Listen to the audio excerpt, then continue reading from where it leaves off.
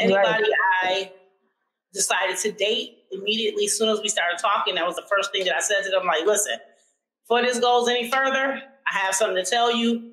If you don't want to be, go any further, I'm cool with that. But I always say I want to give you the choice that I never had. And luckily for me, I've never been turned down. It's crazy that people are kind of like... Previously on the Mature Topics podcast. So, it took other people to kind of like snap me up out of it. About 2 years into my diagnosis, I always say the fog kind of cleared. And I realized that I wasn't going to die. And I had a social worker who saw something in me that I didn't see in myself. And he sent me to this training. It was called a Training Consumers on Quality, which they call consumers people who are HIV positive. And it just opened up a new world to me. It just let me know that, I had a voice. I was in charge of my own care. And that I needed to be advocating for myself and others because there were people out there who were dying because they were scared to take their medication or didn't have any support systems or were in abusive relationships and were afraid to tell the partner that they were positive, right? Like all of these things was going on around me. And I'm the type of person, I'm a people person, right? You sit me in a room with 500 people, 100 of them will be my friend before I leave. Right. And I like to talk. Nice. And so advocacy for me was just like, it was a no-brainer. Yeah, you know what I mean? And so in 2014, I started working at an agency here in Buffalo, New York. That's where I live at, as a peer advocate. And that just started me on the journey of being across, being a part of like boards across the state. We have a peer certification program here where people who live with HIV or Hep C, or they take PrEP, which is a medication that you can take so that you don't contract HIV. You can be certified in these, and then that gives you an in to work in agencies because you've now been certified under these diagnoses. Again, I'm a part of a lot of boards. I do a lot of facilitating, teaching, advocating, and I love to share my story because I know there's somebody who is, hiding. You see this poster behind me. This is the HIV Stops With Me spokesmodel campaign from New York State. We have like 30 spokesmodels throughout the state. This is the New York State campaign. And this was my last thing that I needed to do to kind of, no one was going to be able to hold anything else over my head. Like I did a lot of advocacy work behind the scenes. And people knew that I was positive, that I was close to, because I had got to the point where if somebody asked me because somebody said something, I'd be like, yeah, and anybody I decided to date, immediately, as soon as we started talking, that was the first thing that I said to them, like, listen, before this goes any further, I have something to tell you. If you don't want to be, go any further, I'm cool with that. But I always say I want to give you the choice that I never had. And luckily for me, I've never been turned down.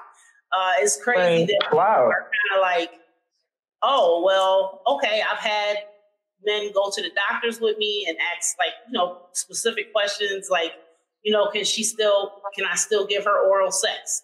Can she pass the virus to me? And because I'm what they call undetectable, meaning that the virus is so low on my system, I cannot transmit this virus sexually. So I can, if I choose, have sex without using protection, and the person I'm sleeping with will not contract HIV.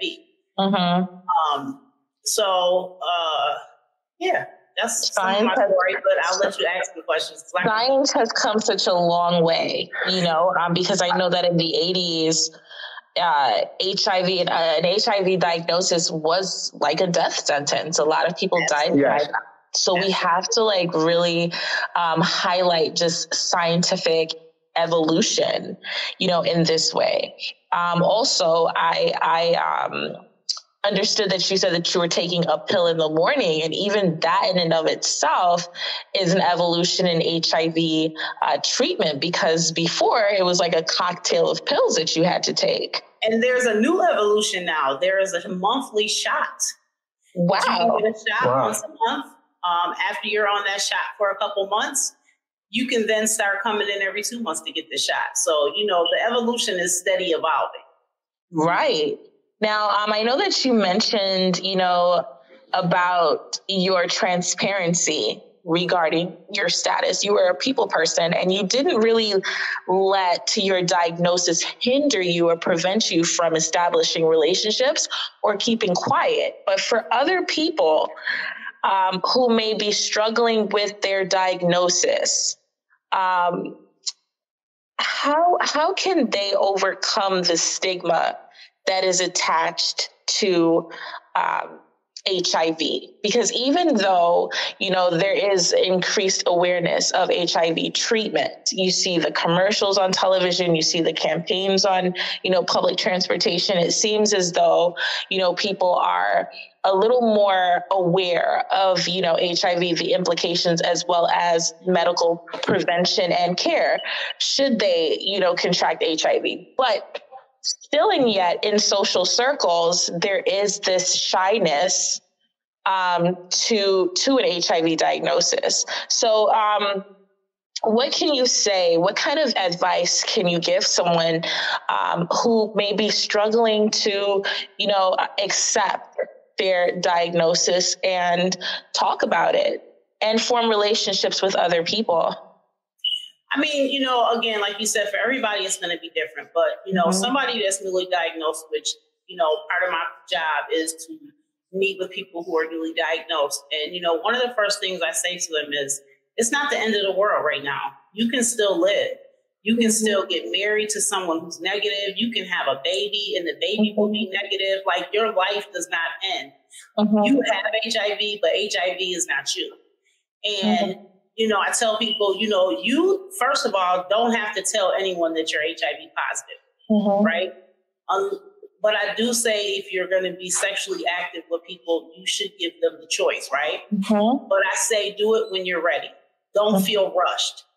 I tell people, get a support system, right? Even if it's just one person, your sister, your mother, your father, you know, your child, somebody that you feel like you can trust and they can support you through this process.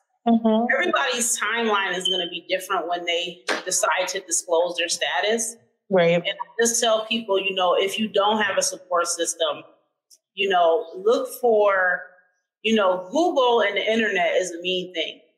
And you can Google up HIV support groups and they'll pop up and you would be able to link with people all over the country who could support you, you know, talk to you about their journey. Also doing things like this, you know, this is not for everybody, right?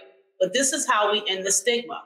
We put a face to the diagnosis and we put a face that looks like us. Right. You know, for the longest time, the reason I didn't think I would be a person who could catch HIV is one, because I didn't see people like me. All I saw in the ads, in the commercials, were white gay men. These are scenes from the previous episode in the Mature Topics podcast. Subscribe and watch it now on the Koron Pierre YouTube channel. Hit that bell icon so you get all your notifications. And like the video so more people can see the video.